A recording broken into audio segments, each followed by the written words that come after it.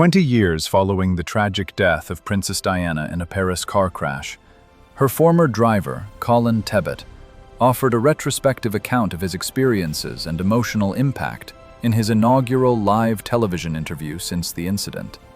Tebbit notably addressed previous inquest findings regarding the speed of the vehicle and shared personal insights from his own traversal of the tunnel.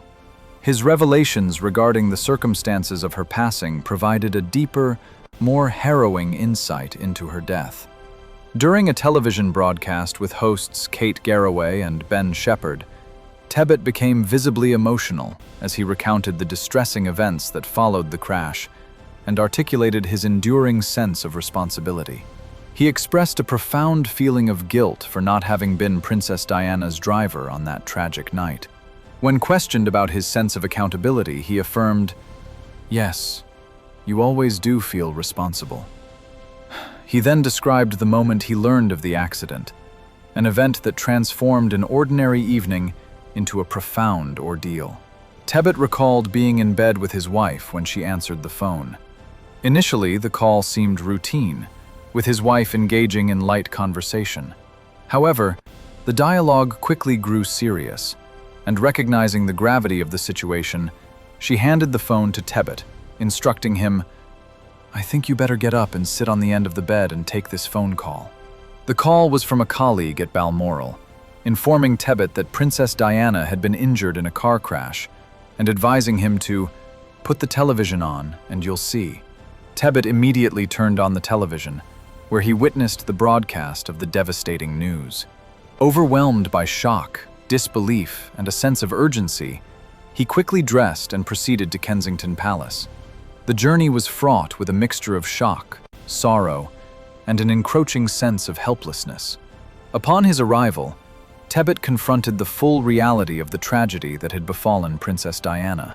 The discussion between Tebbit and hosts Garraway and Shepherd grew increasingly intense as Tebbit was asked to recount the moment he fully grasped the severity of Princess Diana's condition. Garraway inquired about the precise time he received news indicating the situation was worse than initially perceived, prompting a potential summons to Paris.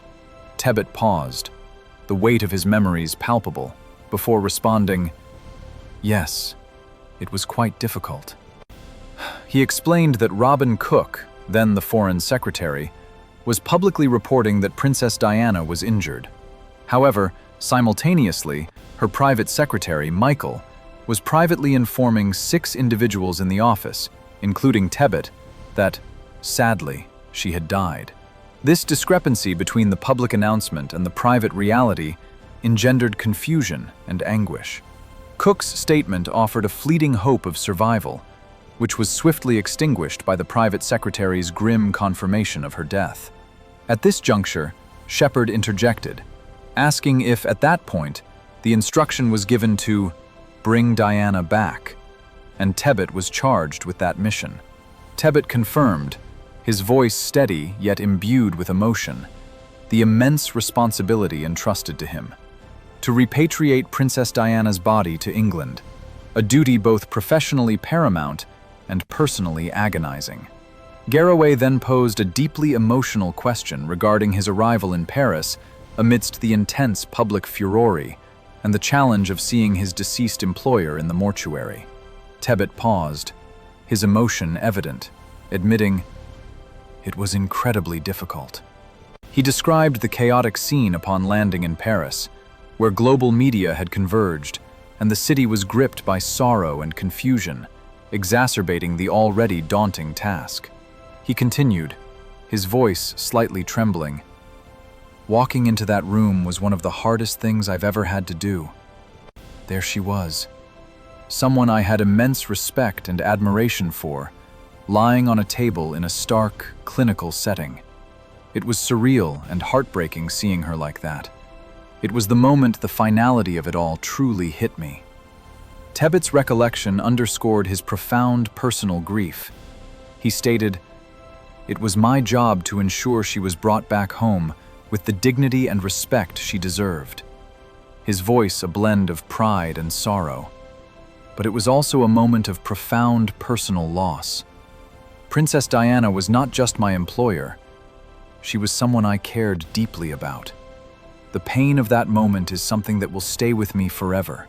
Colin Tebbit continued his poignant narrative, detailing the challenges encountered in Paris in the immediate aftermath of Princess Diana's death. He described the subsequent 24 hours as quite difficult, the strain discernible in his voice. While travel to Paris and reaching the embassy were manageable, his lack of French language skills initially presented a barrier, which was overcome with the assistance of his wife, who is fluent. He also highlighted crucial support from Brigadier Ritchie, a military attaché he knew from his previous work with Princess Anne, who immediately came into the room. Tebbit outlined his itinerary upon arrival. "I went to the hotel, and then I went to the hospital, and arrived at the hospital. The hospital where Princess Diana had been taken became a focal point of international scrutiny and deep sorrow." Tebbit observed, "Lots of people were about," painting a picture of a facility teeming with medical personnel, officials, and the public, all grappling with the shocking news, reflecting a world in collective shock, grief, and disbelief. His account emphasized the global impact of Princess Diana's death, transforming the hospital into a hub for collective mourning, an atmosphere charged with an overwhelming sense of loss that united diverse individuals. Reflecting on his role amid this upheaval, Tebbit conveyed the profound difficulty of the situation. It was incredibly challenging to navigate through such a sea of emotions and responsibilities. He stated that the task of returning Princess Diana's body to England was not merely a professional obligation, but a deeply personal mission, imbued with sorrow and respect for an individual he held in high esteem. Kate Garraway pressed for more details about the critical circumstances, asking, "You had to hold things together, didn't you?" Tebbit's response offered insight into his professional composure. He acknowledged his background as an ex-inspector and indicated that while people were expecting lords, ladies, and colonels in this particular instance, he was capably assisted by Sir Michael Jay, who provided everything that I needed. Tebbit elaborated on the practical measures he undertook in the emotionally charged environment, underscoring the necessity of his actions. "I had to sort of draw the curtains, turn on the fans, really practical things that in grief people hadn't thought of." He described the difficulty and emotional toll of seeing a person in such a state, not in a mortuary. Inside the very, very hot room where Princess Diana's body lay, he observed people on a roof outside the window, which caused concern for privacy. To ensure dignity and discretion, Tebbit immediately sourced blankets to cover the windows, acknowledging this made the room even hotter. He then procured fans to mitigate the heat. His professionalism was severely tested during these moments. He recounted one specific instance where his composure faltered. "That one moment in my life, which perhaps my professionalism was lacking a little bit, was when I turned around and the eyelashes and hair of the princess were moving, caused by the fan." This visual detail momentarily overwhelmed him. "That just struck me for a second. I had to turn away, think about it, and then grip myself back and get on with what I was doing." Ben Shepherd further explored Tebbit's perspective, reflecting on the profound impact of Princess Diana's death. Shepherd remarked on the collective desire for the news not to be true, asking about the nature of Tebbit's relationship with her as a boss and the level of closeness they achieved. Tebbit carefully considered his response, explaining, "There is a line you don't cross. That line you speak to when you've spoken to, and it is still very correct. She was still very royal." He emphasized that this professional boundary maintained the decorum appropriate for her status. However, Tebbit also shared more personal aspects of their working relationship. "Yes, we were often together in the car, and it would be like a conversation," he said, his expression softening with fond memories. He noted her tremendous sense of humor, revealing a warmer, more human side of Princess Diana, even in daily interactions. Tebbit underscored the harmonious nature of their relationship, stating, Wherever we went, I never had a cross word in the 2 years. Not one cross word. This absence of conflict testified to her character and the positive professional dynamic they maintained. Shepard then probed the details of the fateful night, asking, "Do you think they went too fast?" Tebbit promptly addressed this long-speculated question, affirming that, in the inquest that was sorted out, he then offered his personal experience with the location, stating, "I've driven through the tunnel myself."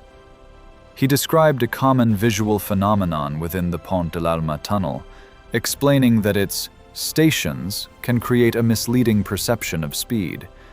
He elaborated that encountering other moving vehicles or static objects within the confined space can lead to a sensation of moving too fast, causing disorientation or misjudgment.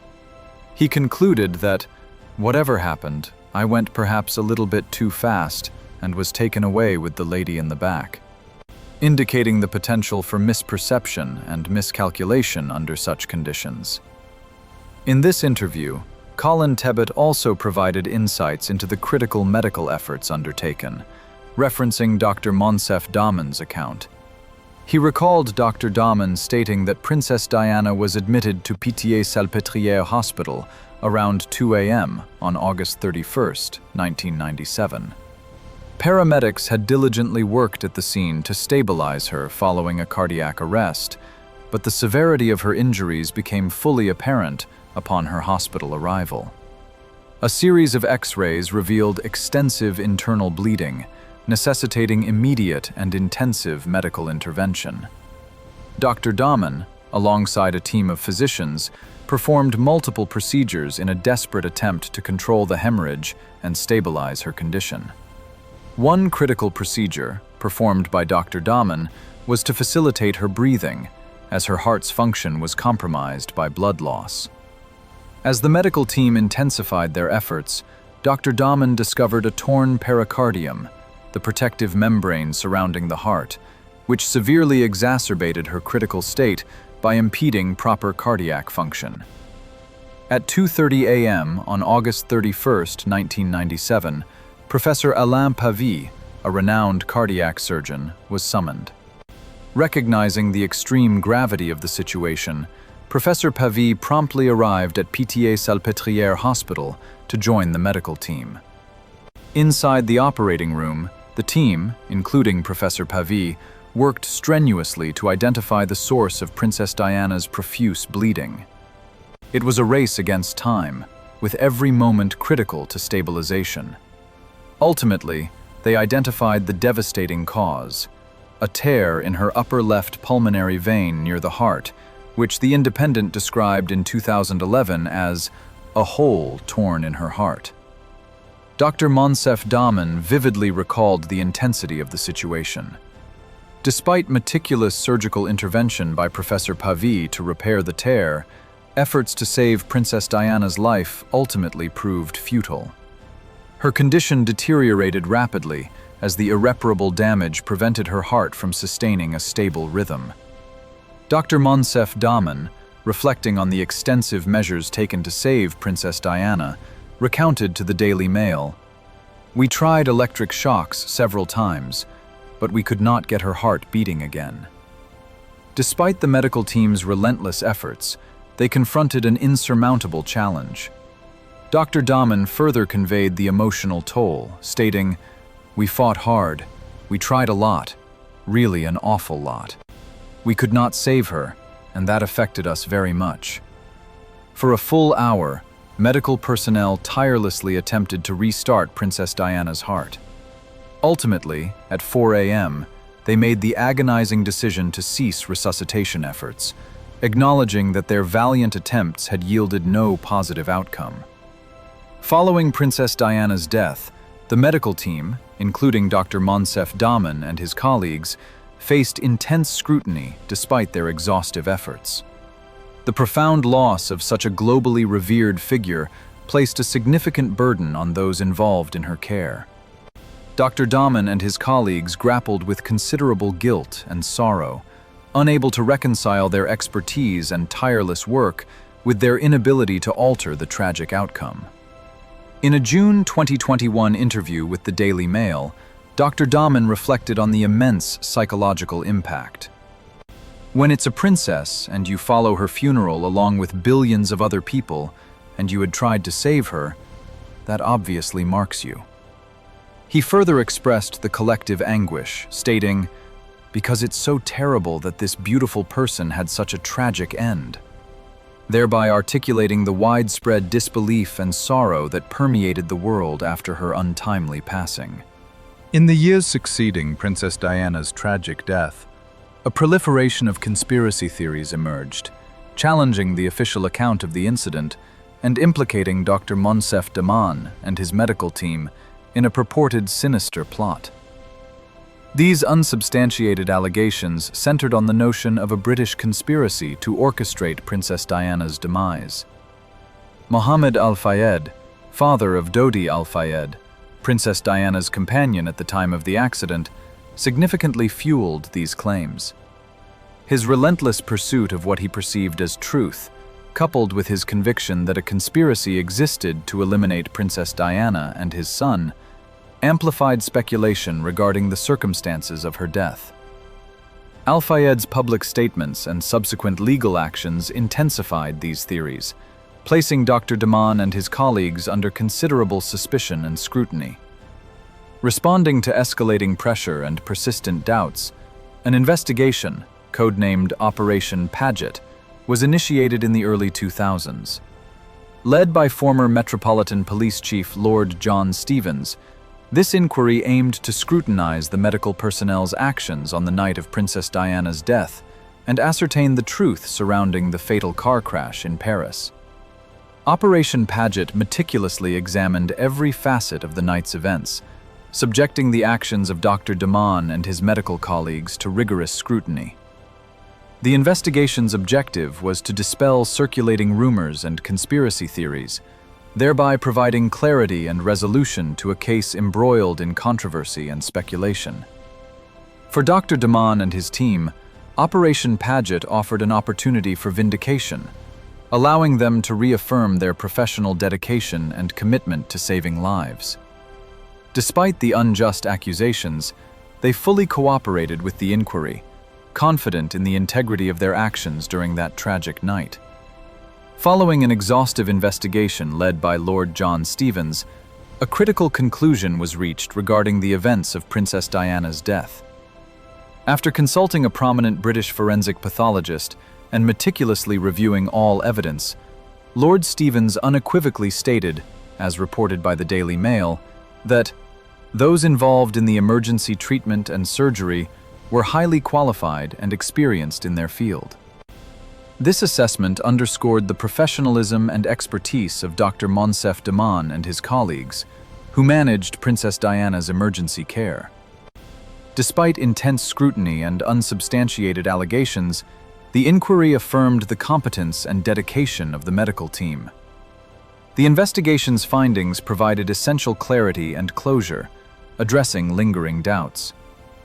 Lord Stevens emphasized that the evidence showed that every effort was made to save the life of the Princess of Wales, thereby confirming the medical team's unwavering commitment to exhausting all possible avenues.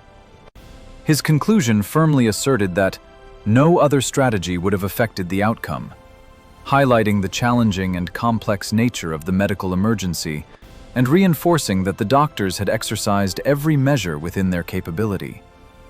By affirming the professionalism and dedication of Dr. Daman and his colleagues, the investigation definitively resolved the persistent rumors and conspiracy theories, restoring their professional reputations and honoring their commitment to their vocation.